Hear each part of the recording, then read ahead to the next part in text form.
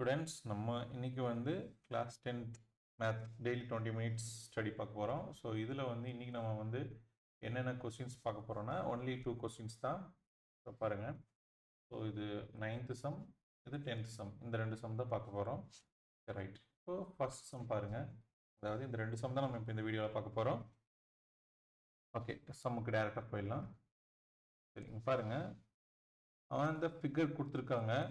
So இதில் வந்து ஃபிகரில் பாருங்கள், ஏபியோட ஹைட் வந்து என்னது ஹெச்ன்னு சொல்லியிருக்காங்க, ஏபி வந்து எக்ஸு, அப்புறம் ஒய் கொடுத்துருக்காங்க. ஸோ 60 டிகிரியில் ஒன்று மீட் ஆகுது, இன்னொன்று 30 டிகிரி. ஓகே, அவங்க டு ப்ரூஃப் பண்ணணும், என்ன சொல்லணும், டு ப்ரூஃப்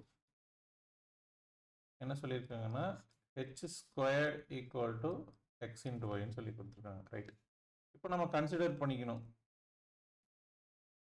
என்னென்னா, so triangular ABB, triangular ABB பாருங்கள், இந்த ட்ரையாங்குலர் க்ரீன் கலரில் போட்டிருக்குல்ல, ஸோ இந்த ட்ரையாங்குலரில் கன்சிடர் பண்ணிக்கணும். இதில் பியோட வேல்யூ என்னது 60 டிகிரி. இப்போ tan 60 டிகிரிக்கு போட்டேன் என்னன்னா, tan 60 என்னன்னா, tan தீட்டாக்கு என்ன ஃபார்முலானா ஆப்போசிட் பை அட்ஜசன்ட். ஸோ நல்லா லிசன் பண்ணிக்கிங்க, tan தீட்டாக்கு என்னது ஆப்போசிட் பை அட்ஜசன்ட். அப்போது இந்த 60 டிகிரிக்கு ஆப்போசிட் என்னது ஹெச்,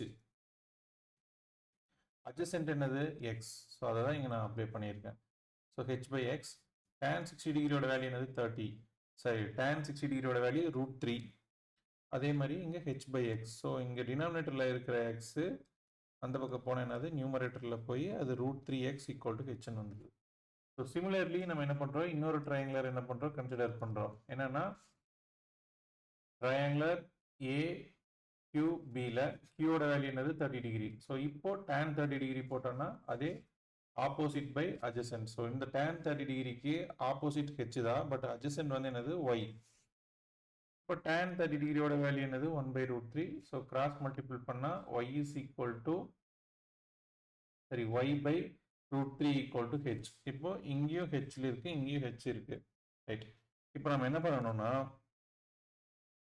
ரெண்டுத்தையும் மல்டிபிள் பண்ணணும். Equation number 1 and equation number 2 LHS into LHS LHSையும் RHS RHSையும் மல்டிபிள் பண்ணணும்.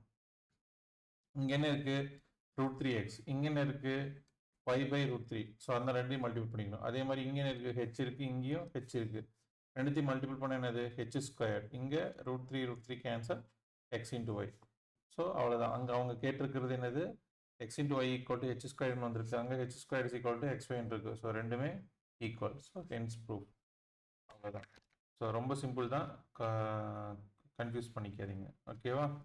ஓகே, அடுத்தது நெக்ஸ்ட் சம். ஸோ இந்த சம்மில் அவங்க என்ன கேட்குறாங்கன்னா, டேட்டா கொடுத்துட்டாங்க, ஏஜ் கொடுத்துருக்காங்க, நம்பர் ஆஃப் பேஷண்ட் கொடுத்துருக்காங்க. So find the age of the mean age of the patient அப்படின்னு சொல்லி கேட்டிருக்காங்க. ஸோ சொல்யூஷன் பாருங்கள், நம்ம என்ன பண்ணணும், மீனுக்கு உண்டான டேபிள் போட்டுக்கணும். கிளாஸ் இன்டர்வல், ஃப்ரீக்வன்சி, எக்ஸு, அப்புறம் ஏ, எஃப்டி. ஸோ நான் வந்து இந்த அஸ்யூம் மீன் மெத்தடில் போட்டிருக்கேன்.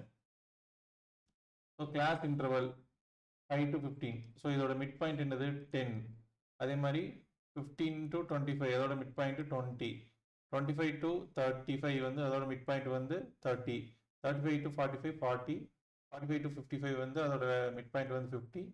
அதே மாதிரி இந்த ரெண்டோட மிட் பாயிண்ட் வந்து 60. மிட் பாயிண்ட் கண்டுபிடிக்கிறது எப்படின்னா ரெண்டுத்தையும் ஆட் பண்ணி டிவைட் பை 2. அதாவது ஃபார் எக்ஸாம்பிள் 5 + 15 by 2 20. 20 by 2 என்னது 10. ஸோ அதுதான் வந்து எங்கே கொடுத்துருக்காங்க, இங்கே எக்ஸில் நம்ம வந்து போட்டுக்கணும். ஸோ மிட் பாயிண்ட் அப்படின்னு சொல்லி. Okay, right.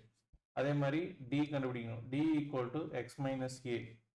ஸோ இதில் நான் எனக்கு எந்த வேல்யூ வந்து பிடிக்குமோ அதை வந்து நான் ஏன்னு எடுத்துக்கிட்டேன்.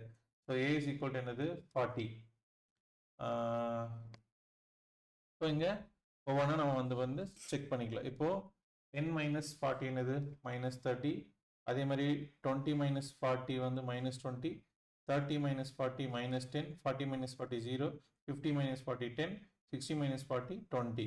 இப்போ எஃப்டி என்னது ரெண்டுத்தையும் மல்டிபிள் பண்ணிக்கணும், எஃப்யும் டியும். ஸோ மல்டிபிள் பண்ண என்னது 150.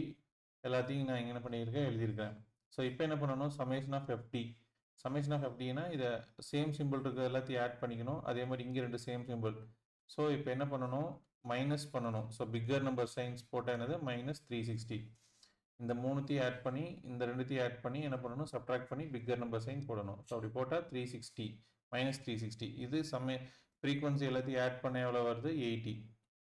ஓகே, இப்போ மீனுக்கு ஃபார்முலா வந்து x bar equal to a plus summation of f d divided by summation of f 40 plus minus 360 by 80. பாருங்க இது கேன்சல், இதை சிம்பிளிஃபை பண்ணால் 4.5 வருது.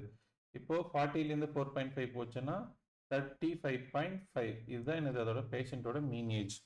ஸோ இது இந்த மெத்தடில் தான் போடணும்னு இல்லை, நீங்கள் டைரக்ட் மெத்தட்லையும் போடலாம். பட்டு மோஸ்ட்லி இந்த மெத்தடில் போட்டால் கொஞ்சம் சிம்பிளாக இருக்கும். ஓகே, ஸோ அவ்வளோதான்.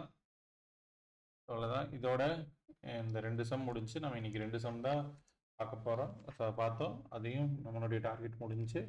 So thank you, bye bye. ஏதாவது புரியலன்னா கீழே சொல்லுங்கள், அதுக்கேற்ற மாதிரி மாற்றிக்கலாம். Okay, thank you.